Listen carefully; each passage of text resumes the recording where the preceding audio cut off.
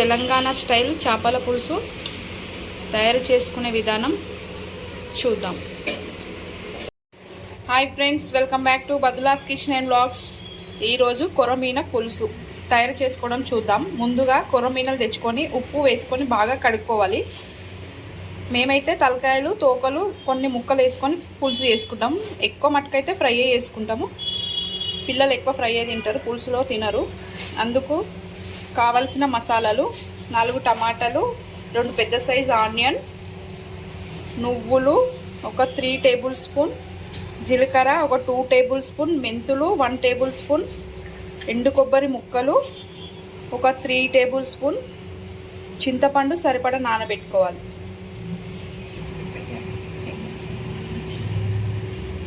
ఒక ప్యాన్ పెట్టుకొని అందులో మెంతులు 1 స్పూన్ వేయించుకోవాలి. సిమ్లో పెట్టి వేయించుకోవాలి. ఎక్కువ వేయించుకుంటే చేదవుతుంది.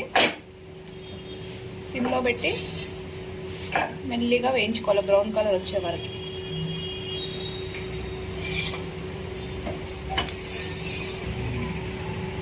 జీలకర్ర వేయించుకోవాలి.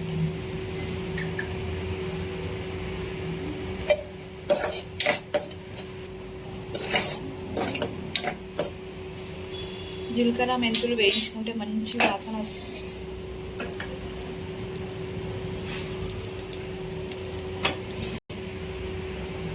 నువ్వులు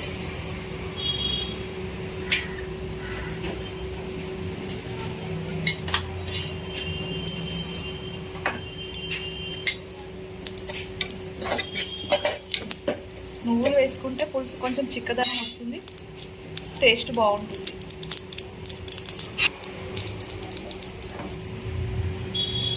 ఎండు కొబ్బరి ముక్కలు వేయించుకుంటే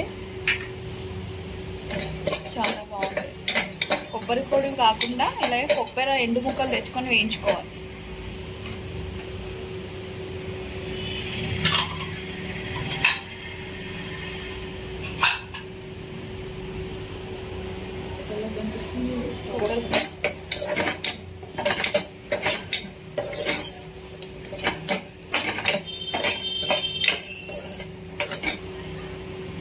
ఆనియన్ వేయించుకోనికి కొద్దిగా ఆయిల్ వేసుకోవాలి.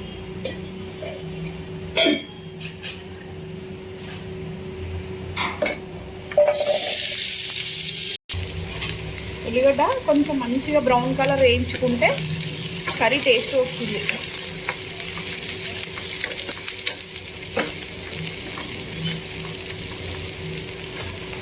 ఉల్లిగడ్డ అయితే వేగిపోయింది కదా, దీన్ని చల్లార్చుకోవాలి. చల్లార్చుకున్నాక మెత్తటి పేస్ట్ లాగా చేసుకుంటే అయిపోతుంది. ఇది మెత్తటి పేస్ట్ లాగా వేసుకున్నాం. ఇవి కూడా మసాలా ఇలా పొడి అయింది కదా, ఇందులో కొద్దిగా వాటర్ వేసుకొని మెత్తటి ఫైన్ పేస్ట్ లాగా చేసుకోవాలి. ఇప్పుడు ఆనియన్ కూడా వేసి పేస్ట్ లాగా చేసుకోవాలి. చేపల పులుసుకి ముందుగా వెడల్పాటి బొగన పెట్టుకోవాలి. అందులో కొద్దిగా ఆయిల్ వేసుకోవాలి.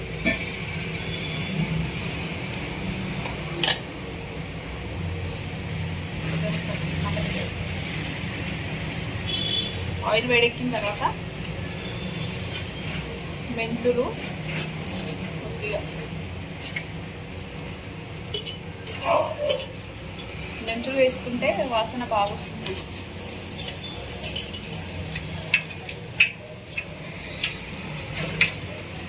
జీలకర్ర ఆవాలు 1 స్పూన్,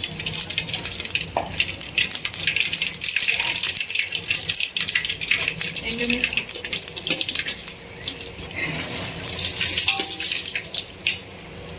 ఇలా వేయగానే కరివేపాకు, ఒక చిన్న సైజ్ ఆనియన్ కట్ చేసి చిన్నగా కట్ చేసుకుంటే గ్రేవీ బాగా వస్తుంది,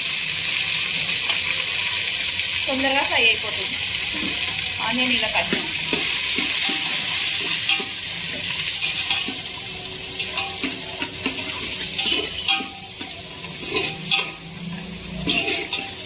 ఆనియన్ వేయించుకున్నాం. ఇప్పుడు ఆనియన్ అయితే వేగిపోయింది కదా, ఇప్పుడు టమాటా కూడా వేసుకుందాం. ఒక 3-4 టమాటాలు కట్ చేసి వేసుకొని ఫ్రై చేసుకోవాలి.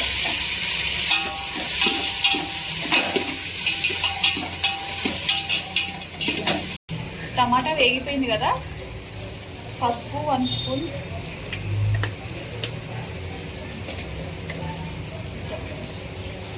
జింజర్ గార్లిక్ పేస్ట్ 2 స్పూన్స్ వేసి మంచిగా ఫ్రై చేసుకోవాలి.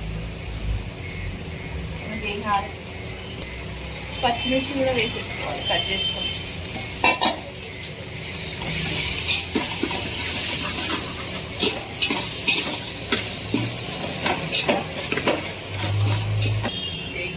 చింతపండు రసం తీసుకొని పులుసుకు సరిపడా వేసుకోవాలి. మేమైతే పులుసు ఎక్కువ చేస్తున్నాం కాబట్టి ఎక్కువనే పులుసు పోసుకుంటాం.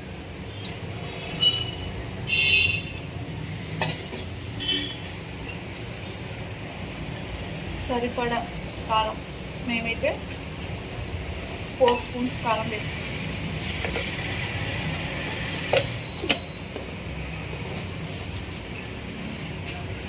Salt 2 spoons.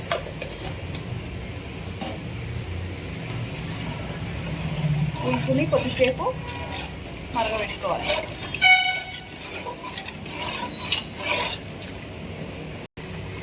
పులుసు అయితే బాగా మసిలిపోయింది, చిక్కబడే వరకు వచ్చింది. ఇప్పుడు మనం ముందుగా చేసుకున్న పేస్ట్ వేసుకోవాలి.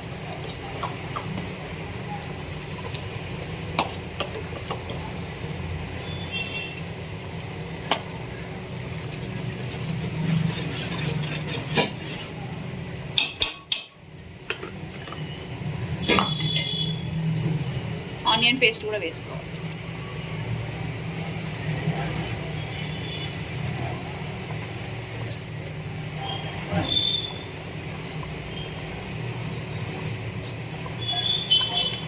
లాస్ట్లో ఒక సీక్రెట్ చెప్తాను. ఈ చేపల పులుసు ఇలా మసులుతున్నప్పుడే ధనియా పౌడర్ కూడా వేసుకోవాలి.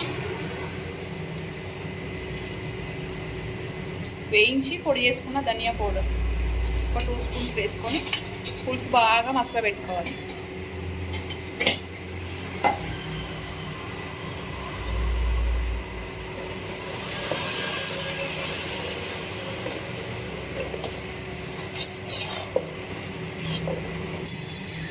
పులుసు అయితే బాగా మసులుతుంది.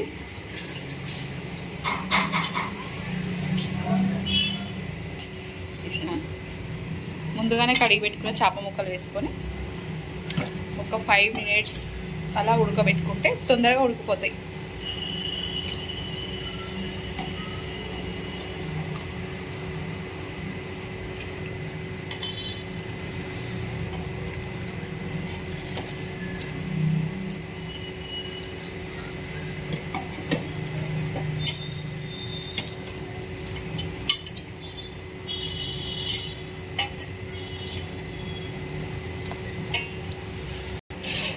చేపలు ఎక్కువ కలపకుండా ఇట్లా పైన పైన కలుపుకుంటూ పులుసు మసల పెట్టుకోవాలి. చేపలు తొందరగానే ఉడికిపోతాయి కదా, ఒక 5 మినిట్సే ఇలా ఉడుకుతుంది. పులుసు ఇలా మసులుతున్నప్పుడే సన్నగా కట్ చేసుకున్న కొత్తిమీర కూడా వేసుకొని మసల పెట్టుకొని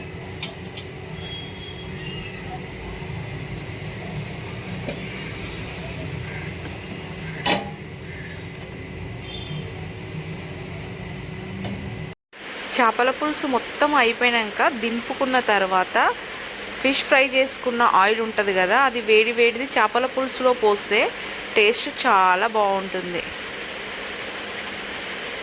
చేపల పులుసు రెడీ. వీడియో అయితే ఇంతే. నచ్చితే లైక్ చేయండి, షేర్ చేయండి, సబ్స్క్రైబ్ చేసుకోండి, కామెంట్ చేయండి. Thank you for watching.